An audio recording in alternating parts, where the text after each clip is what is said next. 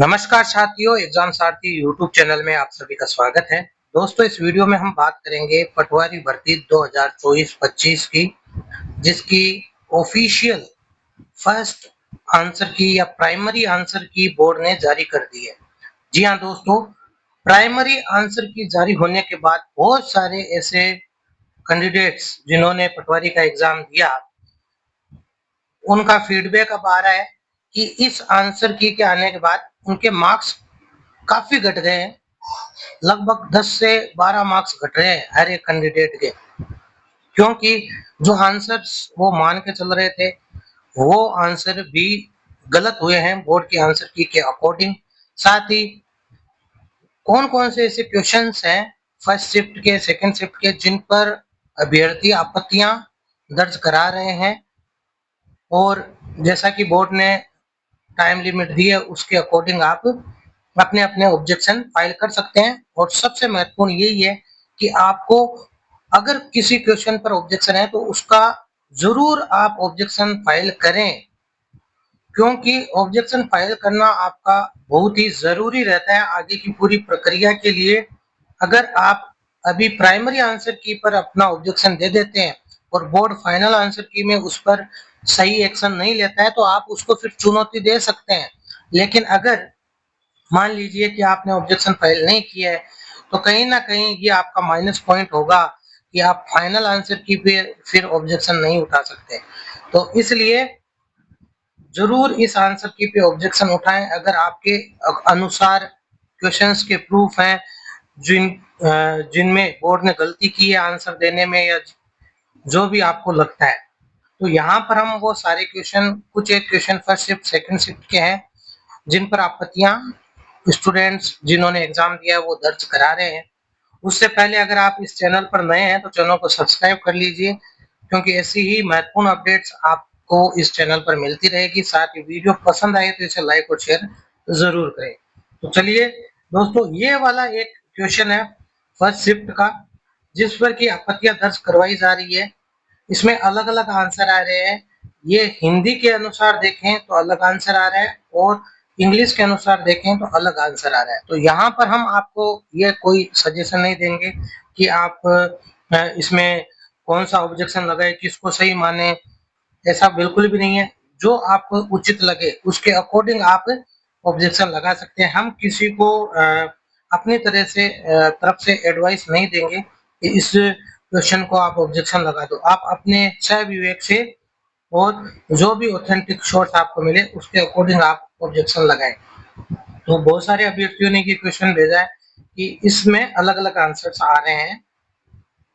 अब इसमें आपत्ति लगाने का तरीका यही है कि दोनों के आप सॉल्यूशन जो है किसी एक्सपर्ट से निकलवाएं, चाहे वो आपके किसी गवर्नमेंट टीचर से आप निकलवा सकते हैं या किसी कॉलेज प्रोफेसर से निकलवा सकते हैं। उनके साइन करवा करके आप वो solution as a proof objection में लगा सकते हैं बोर्ड में। नेक्स्ट क्वेश्चन ये है दोस्तों, ये जो कि फर्स्ट शिफ्ट का क्वेश्चन है, इसमें ऑपरेटिंग सिस्टम का वर्गीकरण नहीं है पूछा गया था। तो इसमें multi threading operating system, time based processing operating system, multi programming operating system और मल्टीटास्किंग ऑपरेटिंग सिस्टम। तो इसमें भी बहुत सारे कैंडिडेट्स आपत्ति दर्ज करा रहे हैं। इसके भी प्रूफ आपको मिल जाएंगे ऑनलाइन ऑफलाइन माध्यमों से। आप जो है ऑथेंटिक प्रूफ्स निकाल सकते हैं, बुक्स निकाल सकते हैं और उनके अकॉर्डिंग आप ऑब्जेक्शन लगा सकते हैं। इसके अलावा दोस्तों एक क्वेश्चन ये है जो कि फर्स्ट शिफ्ट का ही है, कथन और निष्कर्ष वाला। इसमें भी बहुत सारे कैंडिडेट्स जो है आपत्तियां दर्ज करवा रहे हैं। अगर आपको भी लगता है तो आप भी इस पर एक्सपर्ट कोई भी टीचर हो, जो गवर्नमेंट टीचर हो, उनसे आप इस पर करवा करके अटेस्टेड करवा करके इसका सॉल्यूशन ऑब्जेक्शन के रूप में लगा सकते हैं। एक क्वेश्चन दोस्तों फर्स्ट शिफ्ट का ये आ रहा है, अजय राज चौहान ने कौन सी कृत्रिम झील बनाई थी? तो इसको लेकर के भी ऑब्जेक्शंस लग रहे हैं। तो आपको भी अगर इसका ऑथेंटिक प्रूफ किसी भी ऑथेंटिक बुक में मिलता है, गवर्नमेंट बुक में, एनसीईआरटी, आरबीएसई, सीबीएसई में मिलता है तो आप लगा सकते हैं। नेक्स्ट दोस्तों एक क्वेश्चन ये है, यह भी फर्स्ट शिफ्ट का है कि कौन सी ग्रंथि बहिस्रावी अंतःस्रावी ग्रंथि दोनों के रूप में कार्य करती है? तो इसको भी आप देख सकते हैं। एक क्वेश्चन दोस्तों ये आ रहा है कि चौमासा इस समस्त पद में कौन सा समास है। बहुत सारे कैंडिडेट्स इस पर आपत्तियां दर्ज करा रहे हैं कि इसमें क्या समास होना चाहिए। तो जो भी आपके पास बुक, ऑथेंटिक बुक हो, प्रचलित बुक हो, उसके अनुसार आप इस पे भी ऑब्जेक्शन अगर आपको लग रहा है तो लगा सकते हैं। एक क्वेश्चन फर्स्ट शिफ्ट का ये है कि चरण 1, ये जो रीजनिंग वाला क्वेश्चन था, जिसमें आपको जो है वो एक कोडिंग डिकोडिंग का जो क्रम दिया था उसके अकॉर्डिंग आपको निकालना था। तो आप अगर इसमें आपके पास सॉल्यूशन है तो इसको भी आप देख सकते हैं। अब दोस्तों बात करेंगे कि हमने जब आंसर की एग्जाम हुआ था और कोई बोर्ड की ऑफिशियल आंसर की नहीं थी, तब एक एक्सपेक्टेड कट ऑफ वर्गवार यहाँ पर बताई थी। तो आप देख सकते हैं कि ये कट ऑफ हमने बताई थी। अब जब ऑफिशियल आंसर की आ गई है तो क्या हम इस कट ऑफ में चेंज करेंगे? बिल्कुल भी नहीं, क्योंकि दोस्तों जब हमने एक्सपर्ट एनालिसिस किया एग्जाम का, फर्स्ट शिफ्ट सेकंड शिफ्ट का, स्टूडेंट से फीडबैक लिया, उसके बाद पूरा एक्सपर्ट एनालिसिस करने के बाद हमने ये कट ऑफ तैयार की थी। आज बहुत सारे लोगों को हमारी ये कट ऑफ सही लग रही होगी, जबकि हमने ये कट ऑफ एग्जाम के दिन जो आपका पेपर हुआ उसके बाद में जारी की थी, और पूरा एक्सपर्ट एनालिसिस करने के बाद बहुत सारे लोग उस समय तुरंत ही यूट्यूब पर आ गए थे। बहुत सारे ऐसे एक्सपर्ट बन गए थे, कोचिंग वाले या कोई भी आप समझ लीजिए, वो 250, 260 इस तरीके से फाइनल कट ऑफ बता रहे थे। दोस्तों ध्यान रखें, फाइनल कट ऑफ 250, 60 ऐसे बता रहे थे, और कहीं कहीं तो 260, 70 भी बता रहे थे। तो इस तरीके से कट ऑफें जो है बताई जा रही थी अलग अलग प्लेटफॉर्म्स पर, अलग अलग यूट्यूब चैनल्स पर। आज उन सब की पोल खुल गई दोस्तों, ऑफिशियल आंसर की में उनकी पोल खुल गई। वो अपने आधार पर कट ऑफ बता रहे थे 260, 270 जनरल, तो हद ही नहीं थी। लेकिन हमने जो एक्सपर्ट एनालिसिस किया, हमने आपको उसी टाइम बता दिया था कि आप जब पेपर देख के आते हो, हॉल में बैठे होते हो, जैसे निकलते हो तो आपको लगता है कि आपका पेपर बहुत अच्छा हुआ है, सारे क्वेश्चन सही है। बस में सफर करते हो तो थोड़े क्वेश्चन गलत मिलते हैं, जब आप दोस्तों से डिस्कशन करते हो, घर पे आके कोई कोचिंग के आंसर की मिलाते हो, कहीं से आप चेक करते हो तो और मार्क्स कम हो जाते हैं, और जब बोर्ड की प्राइमरी आंसर की आती है तो आपके और भी मार्क्स कम हो जाते हैं। यही नहीं, जब बोर्ड की फाइनल आंसर की आएगी, कैंडिडेट्स के ऑब्जेक्शन लगेंगे, कुछ क्वेश्चंस डिलीट होंगे, हो सकता है कुछ क्वेश्चंस के आंसर चेंज हो, फिर आपके मार्क्स और भी कम हो जाएंगे। तो ये बातें हमने आपको उसी दिन बता दी थी, और पूरा एक एक्सपर्ट एनालिसिस करके ये कट ऑफ बताई थी, ऐसे ही हवा में कट ऑफ नहीं बताई थी।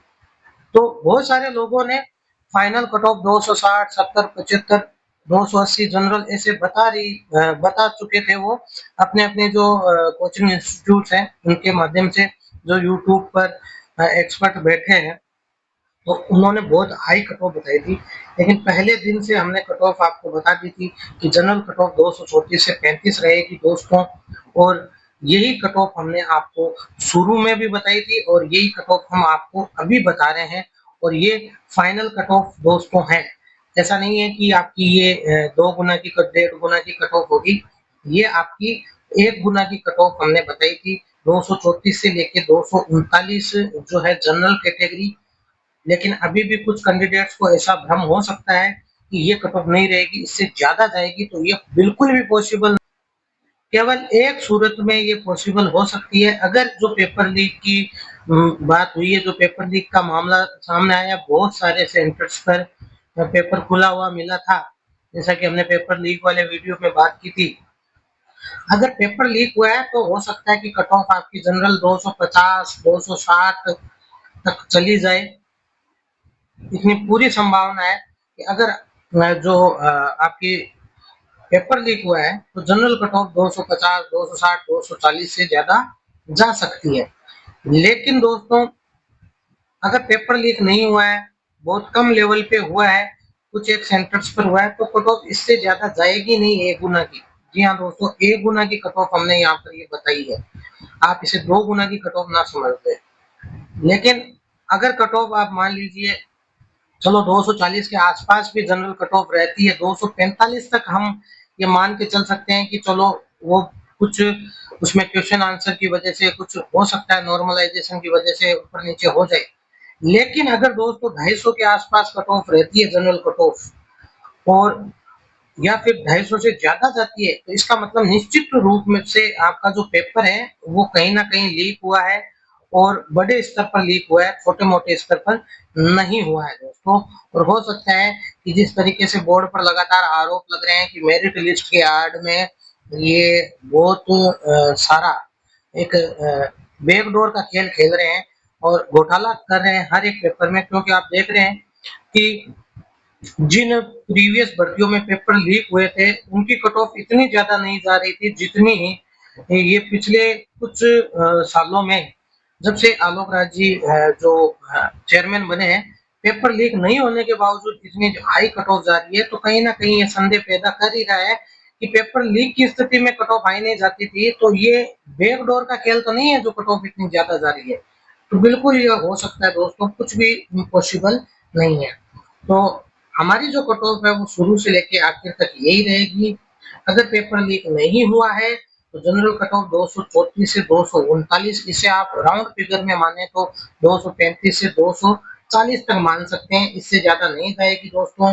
ईडब्ल्यूएस की 224 से 229, ओबीसी की 233 से 238, एमबीसी की 219 से 223, एससी की 204 से 209 और एसटी की 198 से लेकर के 203।